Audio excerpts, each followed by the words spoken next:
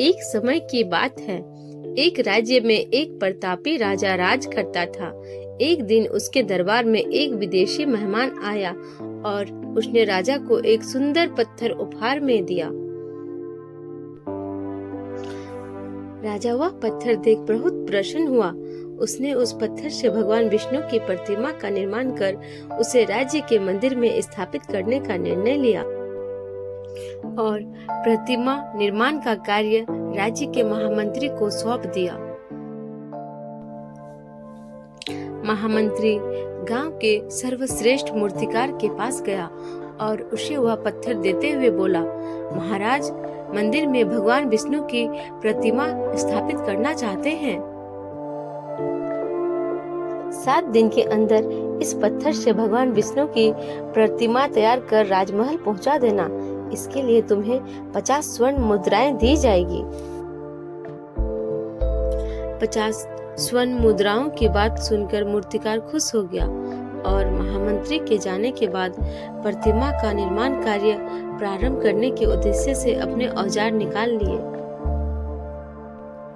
अपने औजारों में से उसने एक हथौड़ा लिया और पत्थर तोड़ने के लिए उस पर हथौड़े से वार करने लगा, किंतु पत्थर जस का तस रहा। मूर्तिकार ने हथौड़े के कई वार पत्थर पर किए, किंतु पत्थर नहीं टूटा। 50 बार प्रयास करने के उपरांत मूर्तिकार ने अंतिम बार प्रयास करने के उद्देश्य से हथौड़ा उठाया, किंतु यह सोचकर हथौड़े से प्रहार करने के पूर्व ही उसने हाथ खींच लिया कि जब 50 बार वार करने से पत्थर नहीं टूटा तो अब क्या टूटेगा। वह पत्थर लेकर वापस महामंत्री के पास गया और उसे यह कह वापस कराया कि इस पत्थर को तोड़ना नामुमकिन है, इसलिए इससे भगवान विष्णु की प्रतिमा नहीं बन सकती। महामंत्री को राजा का आदेश हर स्थिति में पूर्ण करना था, इसलिए उसने भगवान विष्णु की प्रतिमा निर्मित करने का कार्य गांव के एक साधारण से मूर्तिकार को सौंप दिया। पत्थर लेकर मूर्तिकार ने महामंत्री के सामने ही उस पर हथौड़े से प्रहार किया और वह पत्थर एक ही बार में टूट गया। पत्थर टूटने के बाद मूर्तिकार प्रतिमा बनाने में जुट गया। इधर महामंत्री सोचने लगा कि काश पहले मूर्तिकार ने एक अंतिम प्रयास और किया होता तो सफल हो गया होता